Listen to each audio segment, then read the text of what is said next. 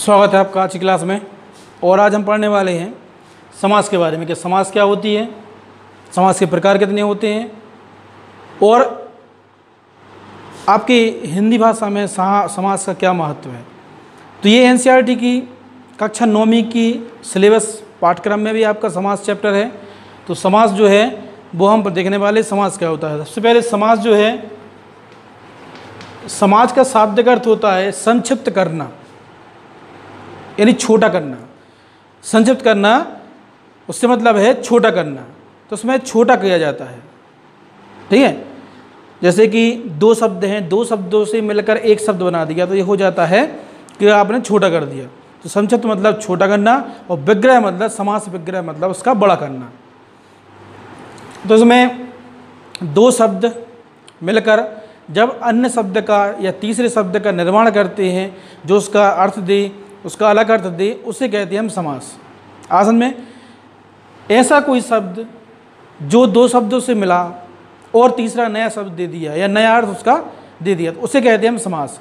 जैसे कि समास में आपके जैसे कि पाठशाला, तो पाठ और शाला दो शब्द थे, दोनों को मिलाया एक नया शब्द बन गया पाठशाला, तो ये इसे कहते हैं हम समास।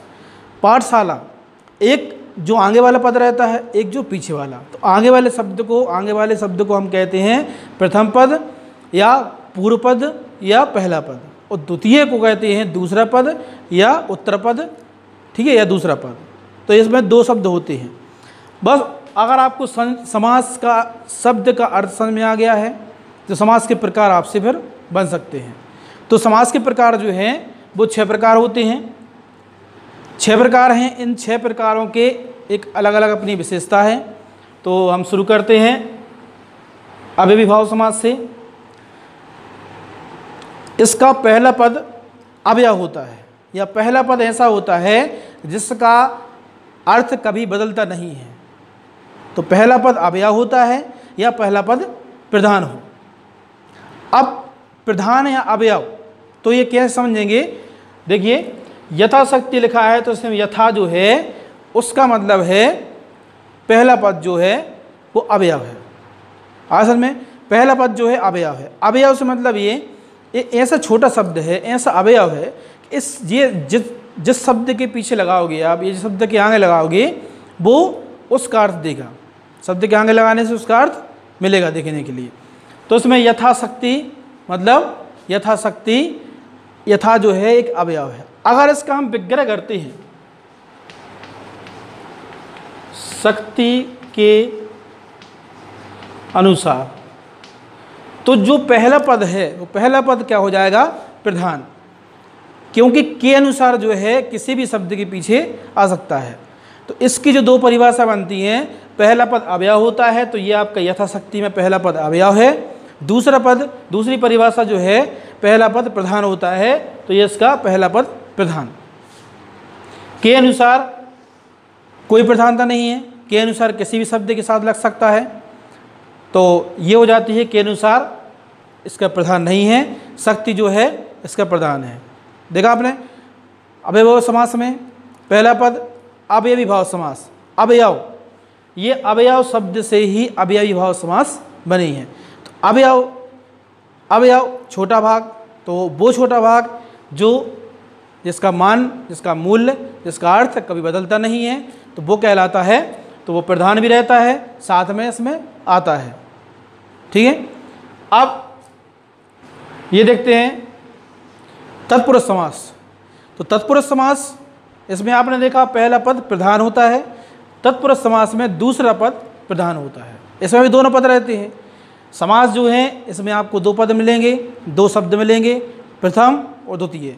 तो इसमें भी आपके तत्पुरुष समास में दो पद होते हैं, दो शब्द होते हैं, दूसरा शब्द जो है इसका प्रधान रहता है। इसकी दूसरी विशेषता भी है कि इसमें कारक चिन्ह आते हैं। कारक चिन्ह में से 8 होते हैं पर इसमें 6 कारक चिन्ह आते हैं। ठीक है, तो कारक चिन्ह जो हैं वो आते हैं तो वो ये लिखे हैं। तत्पुरुष समास जो है उसके 6 प्रकार होते हैं।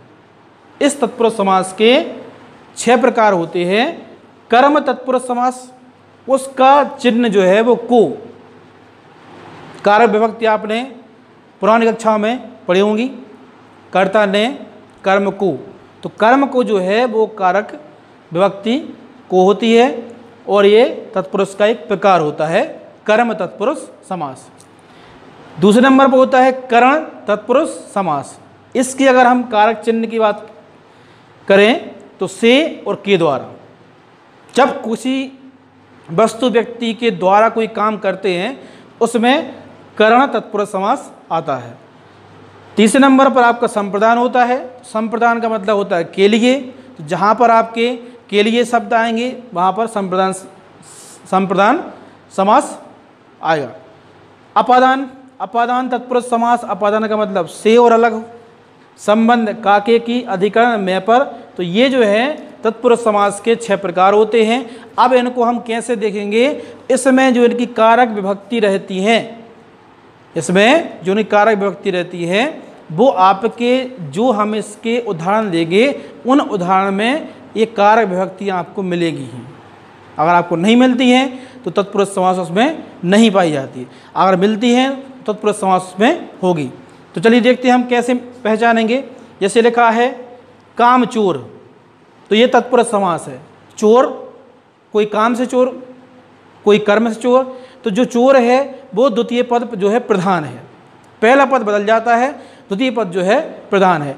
अब ये तो हो गया इसकी परिभाषा, द्वितीय पद प्रधान रहता है। साथ में हमने बताया है कारक चिन्ह का इसमें लोप हो जाता है, कारक चिन्ह इसमें होते हैं। तो काम चोर जो है काम से जी चुराना, तो से देखा आपने कि से कहाँ मिलेगा आपको, अपादान से अलग होना। ए भी ये और ये करण और अपादान में दोनों में अंतर ये है, इसका अपादान का मतलब होता है से आएगा पर अलग करने के लिए, उस जी वाला से आएगा उससे जोड़ने के लिए। तो काम से जी चुराना काम चोर हो जाएगा।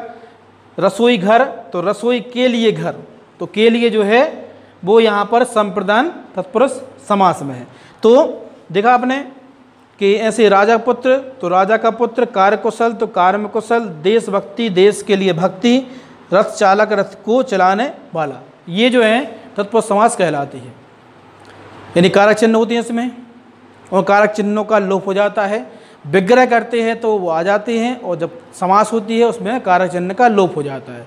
तो समास का अर्थ ये होता है कि संक्षिप्त करे, जो संक्षिप्त करे, जो छोटा करे, वो कहलाती है समास। ठीक है, अब आगे देखते हैं कर्मधारय समास। कर्मधारय समास, इसमें आपने देखा प्रथम पद प्रधान होता है, प्रथम पद की महत्व होता है। इसमें दूसरा पद प्रधान होता है। कर्मधारय समास में प्रथम पद की विशेषता दूसरा पद बताता है, या दूसरा पद प्रथम पद की विशेषता बताता है। ठीक है, जो है वो कैसी है, कमल के समान कोमल है। तो हम क्या कह सकते हैं, चरण जो है वो कमल के समान है, यानी चरण को कैसे बताया गया है, कमल जैसा। तो ये कहलाता है आपका कर्मधारय समास में। ठीक है, कर्मधारय समास कहलाता है। तो ये आपका कर्मधारय समास हो जाएगा। अब देखते हैं द्विगु समास। तो द्विगु समास में पहला पद संख्यावाची होता है। ठीक है, पहला पद संख्यावाची होता है, मतलब इसमें अगर समास दोगे तो संख्या आपको देखने मिलेगी।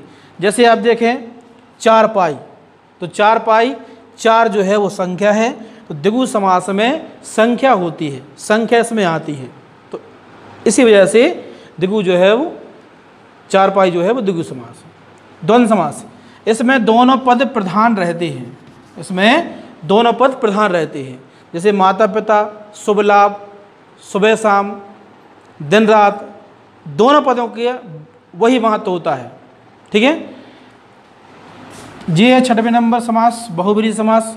इसमें क्या होता है कि इसमें अन्य पद प्रधान होता है, या किसी तीसरे व्यक्ति की बात की जाती है, या फिर देखा जाए तो इसमें वो नाम आता है जो किसी का उपनाम हो। जैसे लंबोदर है तो लंबोदर किसका नाम लिया जा रहा है, जिसका लंबा उदर है। दशानन किसका नाम लिया जा रहा है, जिसके 10 आनन हैं, जिसके 10 सर होते हैं। तो वो जो है वो कहलाता है आपका बहुब्रीहि समास, लंबोदर दशानन। ठीक है, तो देखा आपने समास बिल्कुल सरल तरीके से आपको समझ में आ गया होगा। इसमें थोड़ा सा अंतर देखते हैं कि द्विगु समास में वही नाम आते हैं जिनकी संख्यावाचक भी हो। अगर उसमें अगर आप किसी का नाम आ जाता है, किसी का उपनाम आता है, तो उसमें द्विगु समास नहीं आएगी। जैसे उदाहरण के लिए देखते हैं हम कि द्विगु समास जो है, जैसे इसमें हम वो त्रिनेत्र, त्रिनेत्र में त्रि जो है वो संख्या है, पर त्रिनेत्र जो है किसको कहते हैं हम, शंकर जी के दूसरा नाम है। तो शंकर जी का दूसरा नाम है उसमें फिर आपका द्विगु समास नहीं आएगा, उसमें आएगा आपका बहुव्रीहि समास। अगर उस शब्द में किसी का उपनाम आ जाता है तो वो आपका हो जाता है बहुव्रीहि समास। उस समास और उस शब्द में किसी का उपनाम नहीं आता है तो आपका द्विगु समास भी हो सकता है और कर्मधारय समास भी हो सकता है। ठीक है।